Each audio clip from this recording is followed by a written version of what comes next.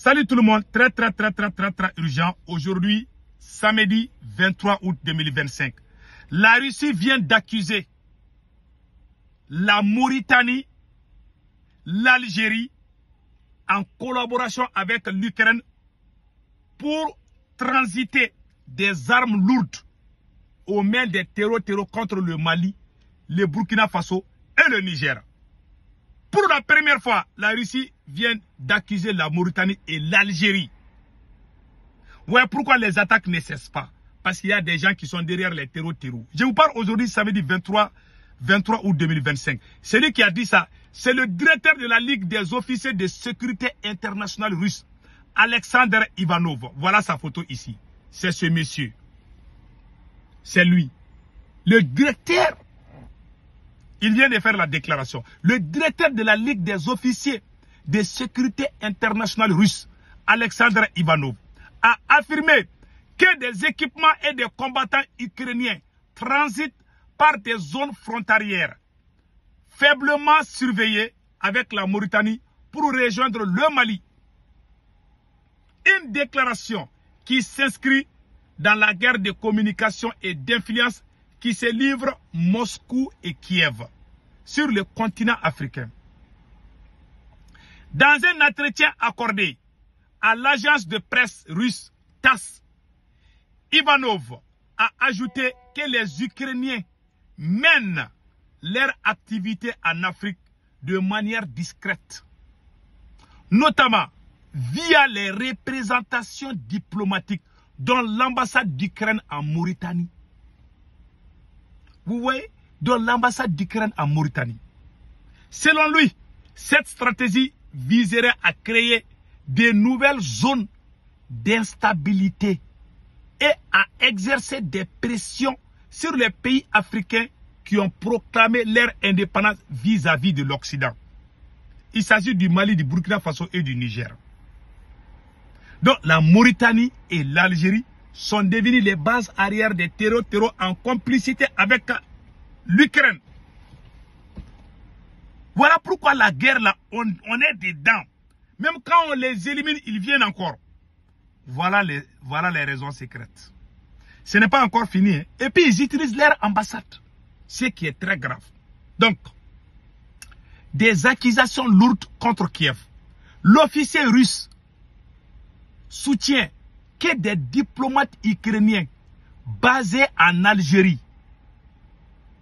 L'officier russe soutient que des diplomates ukrainiens basés en Algérie superviseraient la livraison des drones en Afrique, tandis que les services de renseignement ukrainiens utiliseraient la couverture diplomatique des ambassades pour transférer du matériel militaire et des instructeurs aux groupes armés terreau. Il affirme que même que le transfert des formateurs et des drones ukrainiens vers des combattants actifs en République démocratique du Congo se ferait via l'ambassade d'Ukraine à Kinshasa. Vous voyez, les groupes armés qui sont même en RDC là, ils utilisent leur ambassade. Il faut fouiller dans les ambassades ukrainiennes. Partout où il y a les ambassades ukrainiennes, il faut fouiller là-bas. Pour Ivanov, de telles manœuvres constituent une menace directe pour la stabilité des États africains, notamment le Mali, le Burkina Faso et le Niger, qu'il décrit comme n'ayant retrouvé leur pleine souveraineté que récemment. Ces accusations relayées par l'agence russe TASS n'ont toutefois été corroborées pour des sources indépendantes. Elles s'inscrivent dans un climat marqué par une rivalité informationnelle, de diplomatie, diplomatique croissante entre Moscou et Kiev.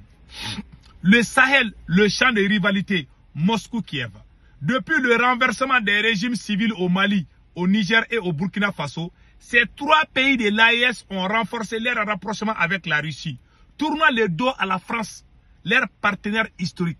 L'Ukraine, engagée dans une guerre ouverte avec la Russie depuis février 2022, cherche quant à elle à étendre son influence sur le continent africain, multipliant des offres de coopération militaire et diplomatique comme l'a montré sa récente proposition de former des officiers mauritaniens. Fin de citation. Il y a plusieurs sources qui parlent de ça. Vous avez vu, c'est depuis l'Algérie qu'ils supervisent. Donc, l'Algérie et la Mauritanie sont devenues les bases arrière des terreaux. Pour la première fois, j'ai entendu la Russie en train d'indexer l'Algérie. Voilà enfin. Enfin. On savait. On savait. Et puis il y a une autre source qui explique, mais qui est un peu différente de ça. Mauritanie, accusée par la Russie de faciliter le passage matériel militaire ukrainien vers les groupes terreaux au Sahel. Selon l'agence TASC, voilà. Selon l'agence officielle russe TASC, la Mauritanie serait impliquée dans les activités logistiques suspectes, servant de point de transit pour des matériels militaires ukrainiens à destination des groupes armés terreaux en Afrique, notamment dans la région du Sahel.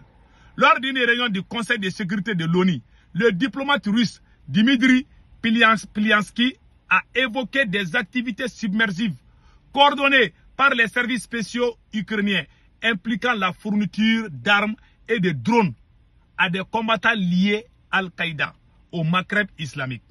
En parallèle, une enquête relayée par TV5 Monde fin avril 2025 affirme que des groupes armés terreaux impérialistes seront en phase d'implantation active en Mauritanie et au Sénégal, utilisés comme base arrière pour des groupes régionaux. Des précédents historiques renforcent des soupçons. En 2010, des documents déclassifiés attribués à Osama Ben Laden faisaient état d'impact de non-agression entre les groupes terreaux AQMI et le régime mauritanien de l'époque dirigé par Mohamed Ould Abdelaziz.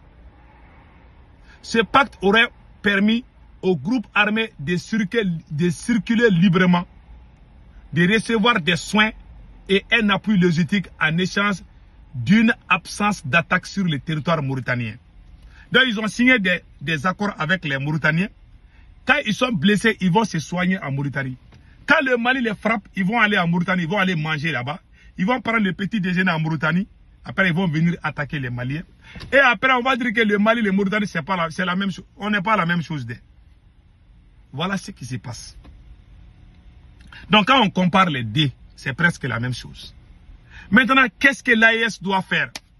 Qu'est-ce que l'AES doit faire? Je pars d'abord du cas du Mali. Je vais faire une proposition au président Assimi Goïta. On est dans une guerre. Ce complot qu'on vient de montrer, moi je soutiens le Mali. Je soutiens les militaires maliens.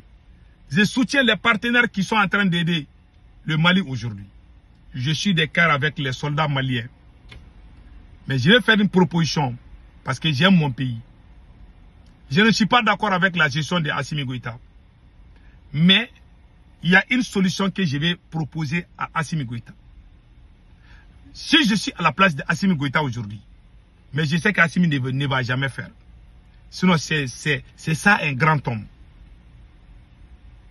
Si je suis à la place d'Assimi Goïta, un pays dans cet état, ouais, tous les terreaux des 4 coins du monde sont en train de se donner la main contre les pays de l'AES. Monsieur le président Assimi Goïta, je vous conseille de libérer tous les prisonniers politiques. Les gens qui ont été emprisonnés parce qu'ils ont dit quelque chose qui ne vous a pas plu, il faut les libérer tous. Il faut réconcilier, il faut ressoudre le peuple. Et enlever la bouche de ta maîtresse dans la gestion du pays. Même si, je vous jure, les Maliens vont t'aimer. Mais moi, je vais te soutenir. Moi, je ne cherche pas de place, je ne cherche pas l'argent. Je veux que tu unis les Maliens. C'est tout ce que je veux. Mais je sais que tu ne vas pas le faire. C'est pour cela, si Assimi Goïta tarde à le faire, je conseille les officiers supérieurs de se débarrasser de ce monsieur. Il est devenu un fardeau pour le pays. Les militaires étrangers, les soldats russes qui sont au Mali, il y a les noms que je ne vais pas prononcer. C'est que la France dit, je m'en fous de ça. Ils sont payés, n'est-ce pas? Les soldats russes qui sont au Mali sont payés. La plupart de ces soldats sont des anciens prisonniers. Toi, tu emprisonnes tes citoyens, tes concitoyens. Mais les gens que vous appelez pour venir vous aider, et ils enlèvent leurs citoyens dans les prisons pour venir faire la guerre chez toi. C'est pas une honte ça?